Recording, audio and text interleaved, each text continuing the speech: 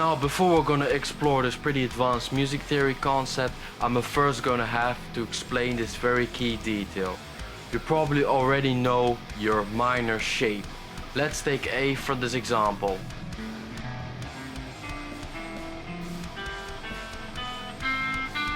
Here the pattern moves up one fret.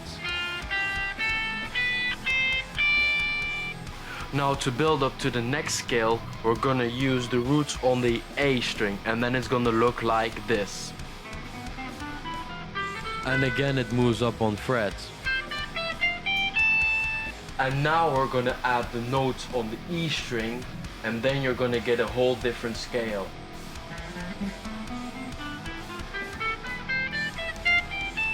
Now this is your Phrygian scale or Phrygian shape. To make the next concept easier, we're gonna play it on the open strings, and we're gonna change this one note. This one note being the third. We're gonna make it a major third instead of a minor third. And then you're gonna get this shape.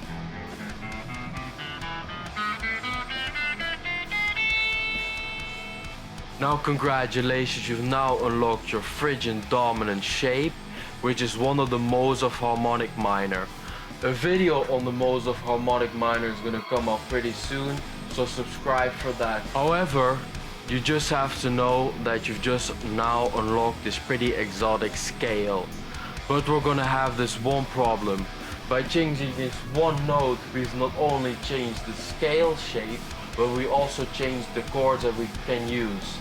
In Phrygian Dominant you can use 2 major chords, 2 minor chords, 2 diminished chords, and 1 augmented chord.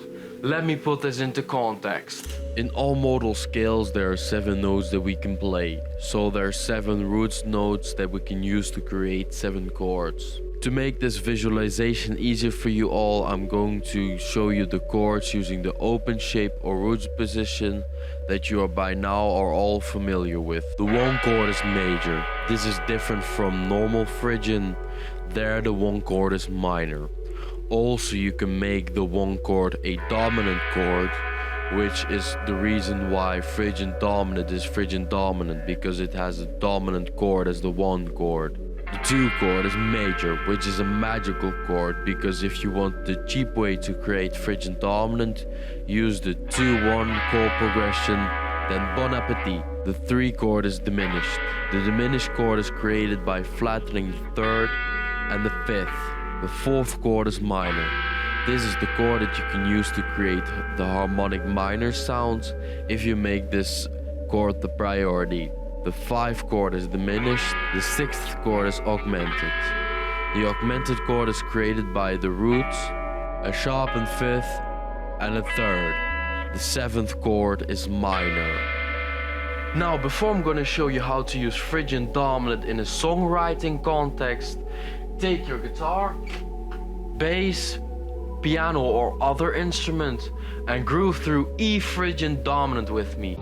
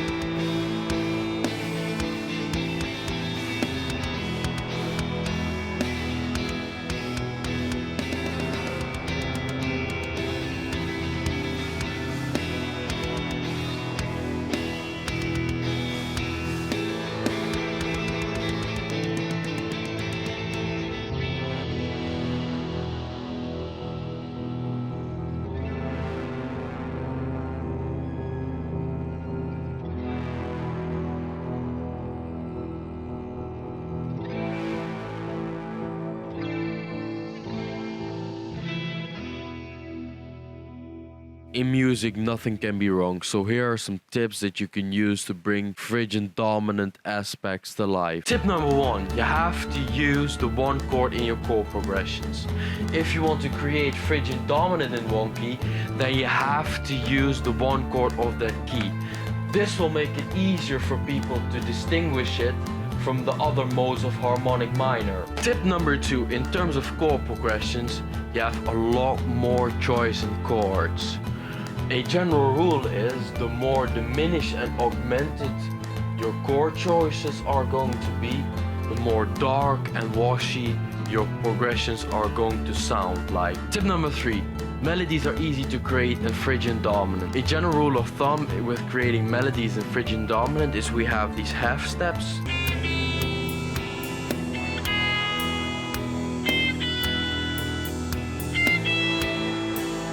Let me show you that in context.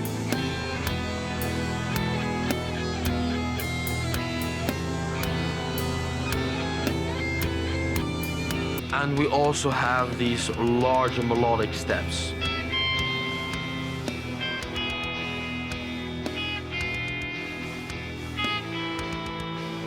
Let me also put that into context.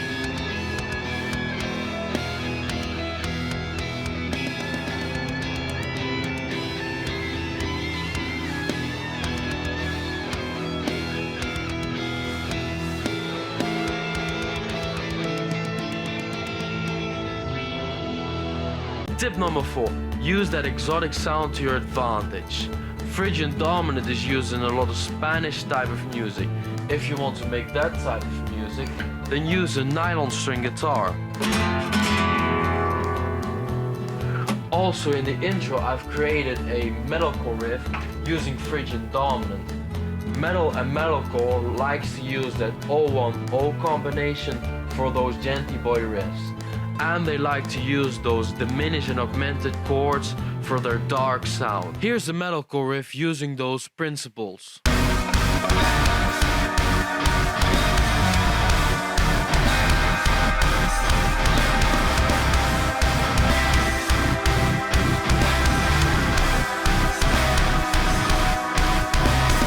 In addition to that, Oriental music likes to use exotic instruments, which is going to bring Phrygian Dominant to a whole different level. So I would recommend to use more exotic instruments, like the oud, for example. Tip number 5, in continuation with the other tip, you might as well just go and explore some odd-time signatures or polymeters. This is going to bring that exotic feeling to the next level. With metal, for example, you're gonna get a lot more prog and progressive feeling, and with other genres you're gonna create more intrigue. So now you know what Phrygian Dominant is, the chords of Phrygian Dominant, a couple of guidelines on how to compose in Phrygian Dominant, and even had some fun playing on a backing track with me. If you need a refresher, I've created this poster which is up on Patreon, so now go and explore the sound yourself.